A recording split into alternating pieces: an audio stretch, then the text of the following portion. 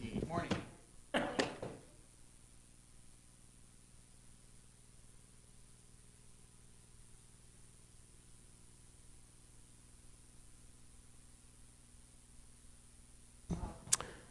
All right, good morning. I'll let everybody find their seats.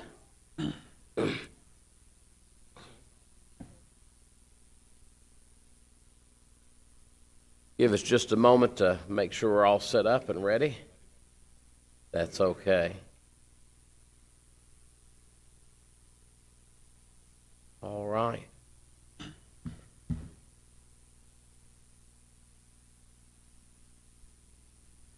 Amazon Prime doesn't come up on that screen.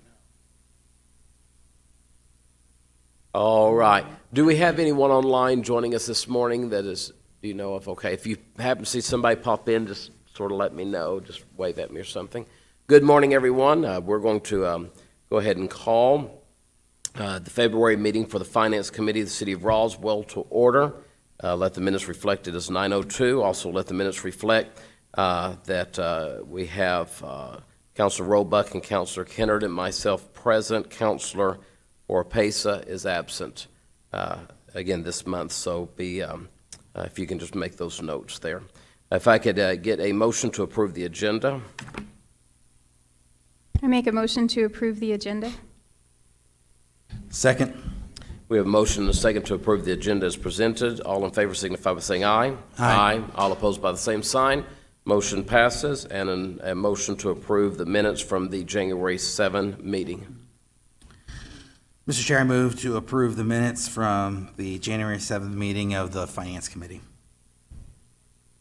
We have a motion, we have a second. Any discussion? All in favor signify by saying aye. Aye. All opposed by the same sign. Motion passes. All right, Juan, if you want to get us started with informational items that are necessary for today. Yes, thank you, Mr. Chair. Good morning, and good morning, councilors. So we're going to go over just where we are with the GRT for January 2021. As you can see there, our actual collected was $2.6 million. However, we budgeted 2.653, which was a little bit less than what we actually collected, which was $12,000.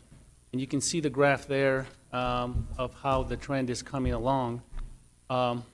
This information here that I show on your screen is a little bit busier than what you're used to seeing, because I wanted to illustrate here what's happening in regards to the prior years. When you see at the very top, I highlighted the period from July through January for fiscal year 19 and 20, and then I wanted to kind of give a kind of comparison between 20 over 19, what the percentage was, and then of course you see the fiscal year 21 highlighted. I wanted to compare 21 over 19 and 21 over 20.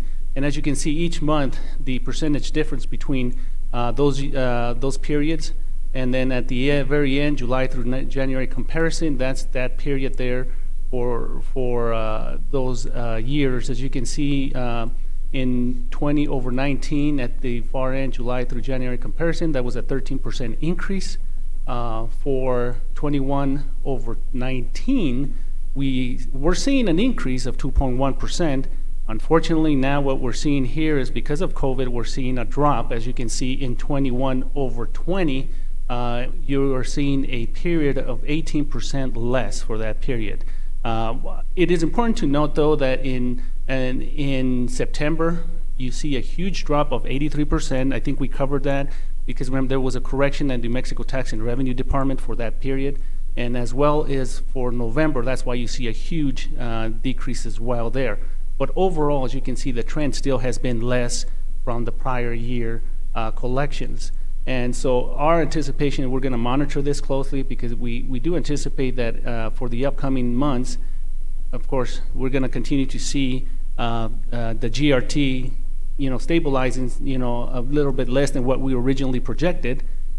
Again, we projected the incline was going to begin to happen, but we're seeing the opposite. And again, we don't know how more of the shutdown will continue to impact our GRT. I do wanted to share that when we did the budget, and you look at what the share of the GRT makes up of the general fund, it's about 75% of our total revenue. So our GRT is very critical for our upcoming development for our fiscal '22 budget. So I wanted to kind of share that information in a little bit more detail, and again, we'll monitor it closely. Some of the other upcoming items that I wanted to bring to your attention for future meeting items that are coming up.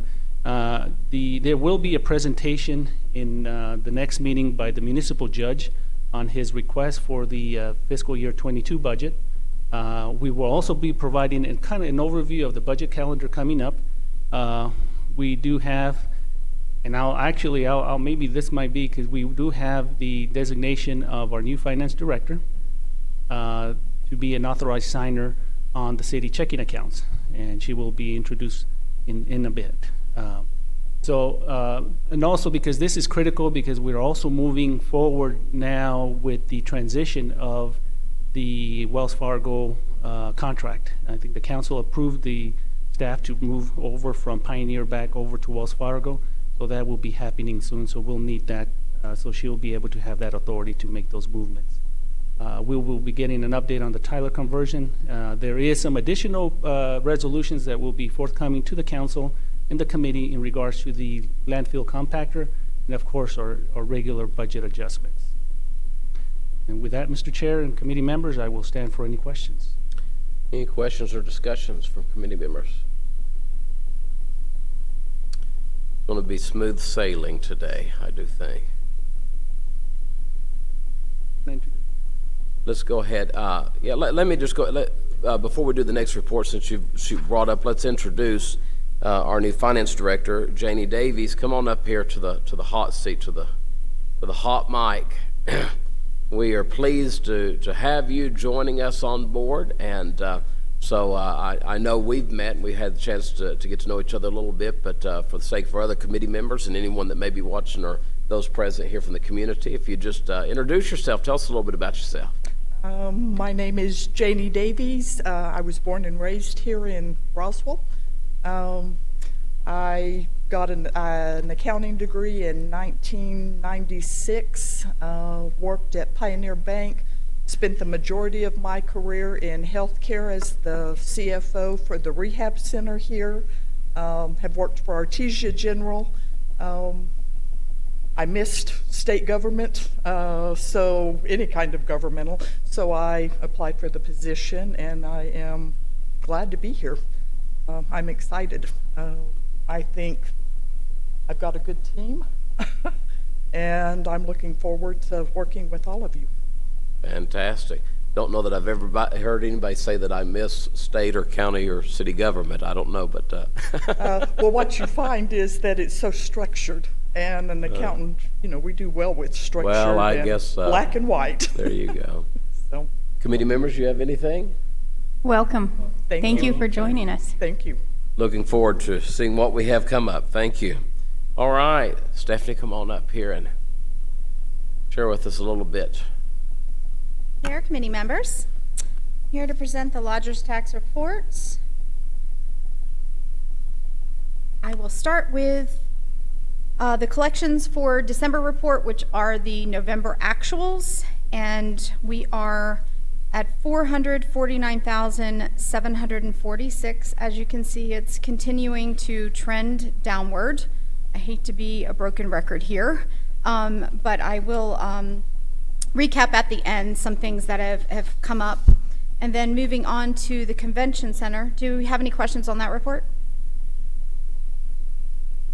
Convention center collections also same pattern, trending down at $264,844. And then if everybody can see this, our last page analogy, we are total down in revenue $474,435, and that is calendar year. I will mention on November, the last section there, we are, since these are November actuals, we're off by 25.3% year-over-year percentage compared to last year, which last year at this time we did not have the COVID analogy. That wasn't until March, truly, so that kind of tells a little story there. I do have some feedback to share on hotels that I've met with, just to see how things are going, if you'd like to. So the consensus is that they feel that occupancy will come back a little quicker than rate.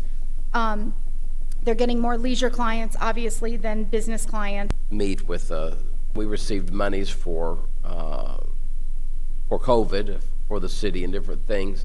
Has there been any discussion, or if I mean, surely the state recognizes that, especially in a situation like ours, Albuquerque, Santa Fe, Las Cruces, these areas, buildings and facilities like this right here are funded through these ways, and when our knees are cut out from under us, has there been any discussion on the state doing something to help in those matters? Yes, and I'll let Juanita share some more. So currently, right now, in the governor's budget, there's a $25 million recovery package that would be specific to our industry for the recovery process.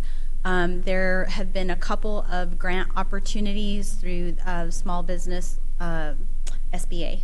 It's not coming to me right now, but it was specific to like museums, convention centers, zoos that are ran by a municipality. Unfortunately for our current convention center, it's operated by a third party that is not owned or operated in the state of New Mexico, so it did disqualify us. We're hopeful that the $25 million recovery does pass this session, and then we could apply for a co-op funding that would offset some of our costs that we've lost, because we're down at this facility $244,000 in revenue through December. Sure, and I'm looking at it more not on the revenue side, which that is part of it, but on the funding mechanism. Convention centers aren't really made to make money at the end of the day for us. They're made for us to bring heads in beds, bring people into our community that maybe would not normally be here, and then revenue is created that way. So from that portion of it, I'm looking here, we're at already $500,000 down right here in this in this calendar year. So if I look at that trend, we could be looking at almost $1 million by the end of the year. $25 million doesn't go very far for an entire state when we look at an entire year on this. So are they going to be looking more on the portion of our revenue, or are they going to be looking at the lodgers and those things, fees that we're not receiving? Which are they looking at when they're determining these things? They're looking at both. So I just had to send a report to the Cabinet Secretary on Monday for all loss events that had hotel occupancy, and I believe that's because they are presenting today at the Finance Committee this afternoon. We have another DMO call next week to kind of talk about what other opportunities we can have for recovery. I know that the Economic Recovery Council had an additional 2% increase for lodgers tax collection in one of the bills. I don't have a lot of information on that. That was not from our tourism department, but they did indicate that 2% could be helpful in some of the recovery, because the 2% would not come from the business owners. It would be passed on to leisure or travel business staying at hotels, and that could help. That's kind of where we're at. I know that for hotel occupancy, I participated in a task force for outdoors fairs and festivals. We will not have any additional feedback for about 3 to 4 weeks on that. We're hopeful, because the answer wasn't a definite no, but at the same time, we don't know what the outcome is. Okay. Questions, discussion? Councilor Roebuck? Thank you, Mr. Chair. I certainly appreciate your questions, Chair. I do also want to weigh in a little bit in that the main thing, while certainly we need to be exploring any options to get resources from the state, I think that we need to also continue to work to be resilient and self-sufficient as a community, and not bank on handouts.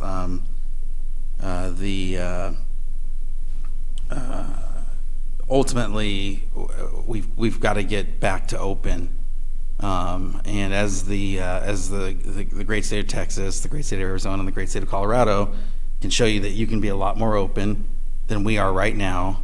and still have effectively the same level of impact from the COVID virus. And it's going to be hard enough for the marketing people to get over the psychological barriers to travel for a lot of people. For some people, it's not going to be a problem at all, but for some people, it'll be that. But the state is dealing us. We've got those issues, but then the state's dealing us an extra a bad hand with trying to, okay, how do we work around all these regulations that, again, if we can be a little more humble and look to our neighbors and see what they're doing and see how it's helping them. And again, things aren't perfect in Texas, and they're not perfect in Arizona, and they're not perfect in Colorado, but they're better than they are here. If we can just to be a little humble and look at those guys and look at their examples and say, hey, how are they doing it? How are their museums open? How are their theme parks open? Because they are. And you aren't reading in the newspaper that, wow, there was a big breakout of COVID at Six Flags, Texas, and there wasn't a big, breakout in Colorado. These things aren't happening. And I think that we are. I don't know what is so special about the state of New Mexico, how more susceptible to COVID than these other states around us, which again, it's and the political philosophies of all three of those states, they're all very different from each other. So it's not a red-blue thing. It's a, hey, we need to kind of get our head out of the sand and look at some more information, look at what's happening out there, and get these things open, because ultimately at some point the state's gonna the handouts are gonna get smaller and smaller and smaller, and I know that our business community is going to continue to, either two things are going to happen. They're going to continue to figure out ways to work around, get around, and some businesses have been very creative, or they're going to do what some businesses have done, and they're going to shut down temporarily, which hurts everybody, hurts our economy, hurts the city, or they're going to shut down permanently, And I've had more than one discussion with business people, and I can't say the thought hasn't crossed my mind. It's like, gosh, do I need to leave New Mexico? Is this really a good place to be investing in? Or should I be investing in Texas? Or should I be investing in Colorado or Arizona? Are those better places to invest in? And that's what businesses look at and they consider. And so, we just have to continue to push hard on the governor. We have to continue to push the lines. And certainly from my political standpoint, we have to continue to where it's shrewd to defy the governor, and again, not disrespectfully, but certainly for the benefit of our people, for the benefit of our community, for the long-term health and good standing of our community. We need to stand up for that. And so, I'm hoping, I have no ill will against any state employee or the governor, and I'm hoping that they do come around, and they say, okay, they see these things and they come around and say, okay, maybe we are a little too strict right now. Maybe we are hurting our businesses and hurting our people more than we're helping, and that there is a better compromise, and this isn't it. I yield. All right, Councilor Kenner, do you have anything to share? Yes, thank you.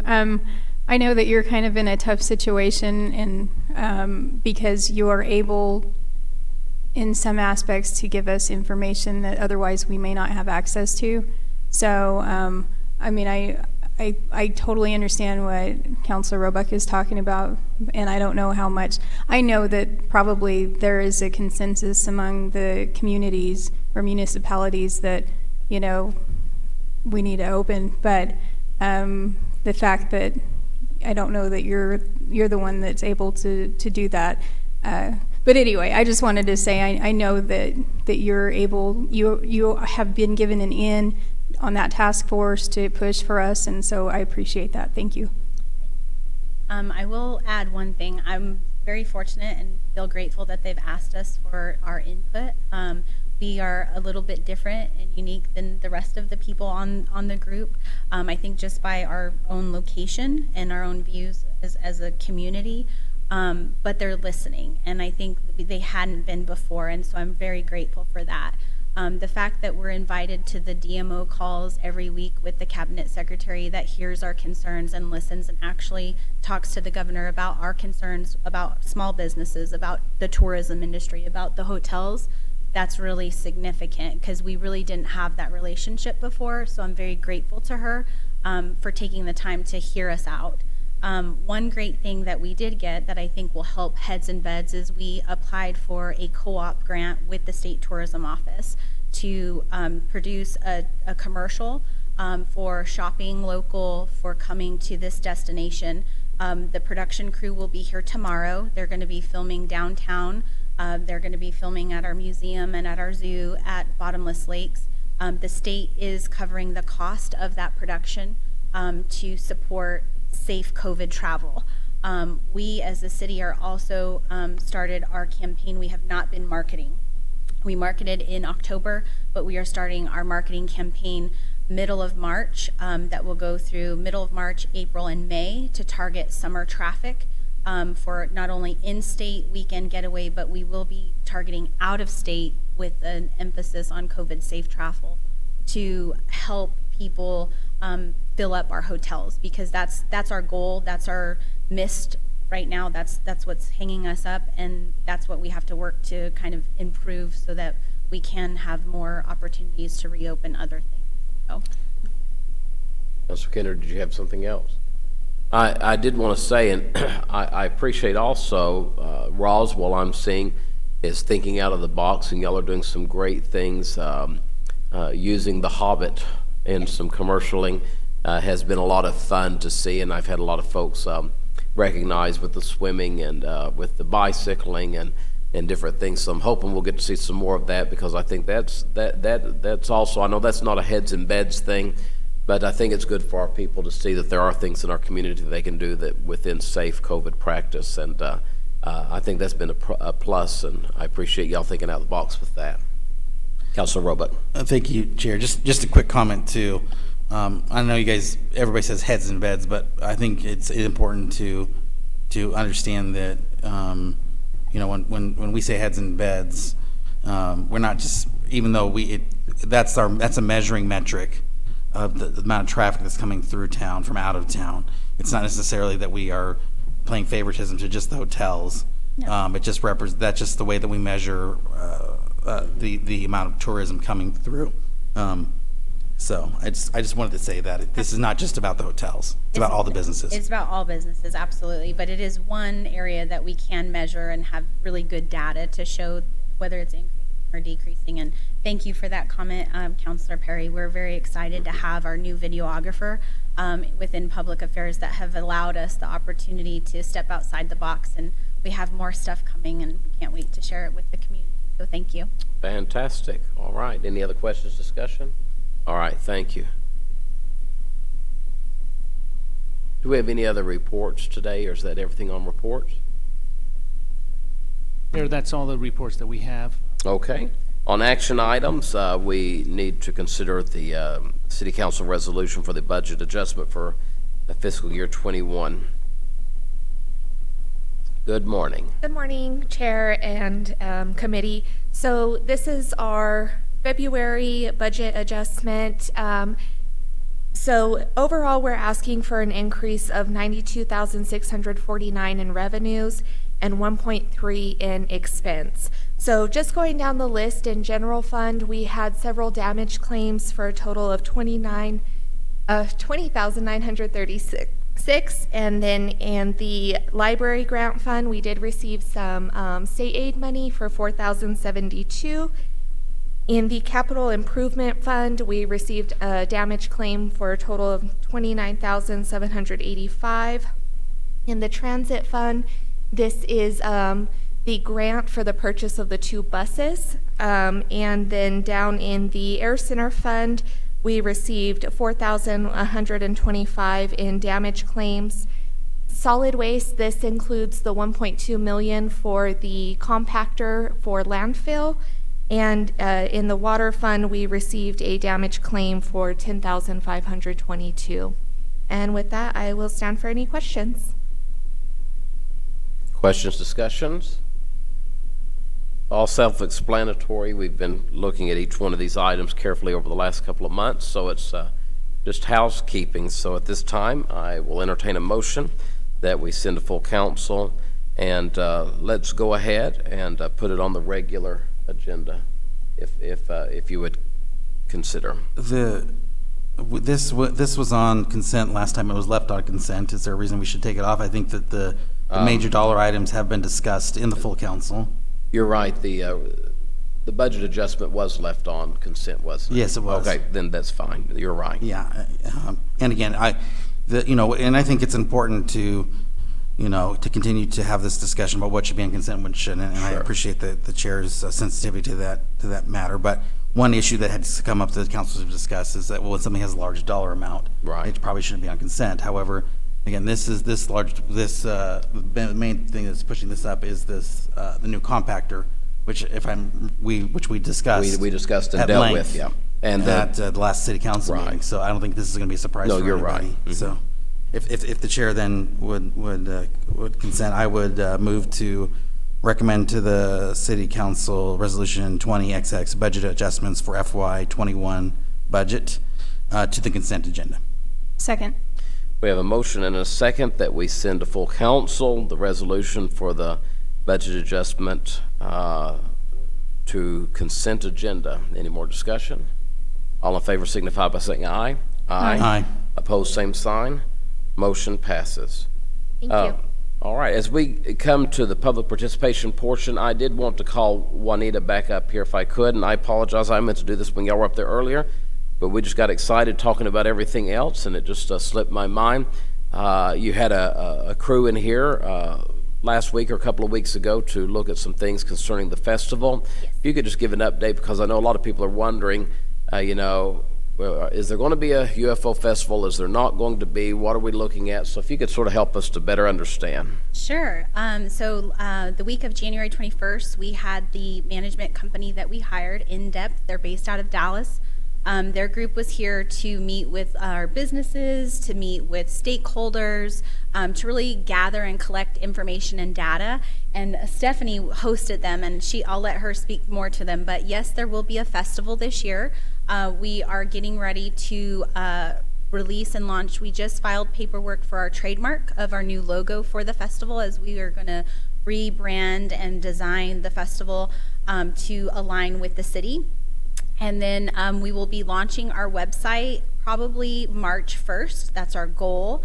And we will release information through the website beginning of March. And then as far as the activities and stuff, I'm going to let me speak to that. All right. Yes, ma'am. So they really had a great 2 days, full 2 days, and thank you for meeting with them. I wanted to get everybody in, but it just went so fast. So they covered a lot of ground. They met a lot of business owners and restaurants, and they met with the hotels.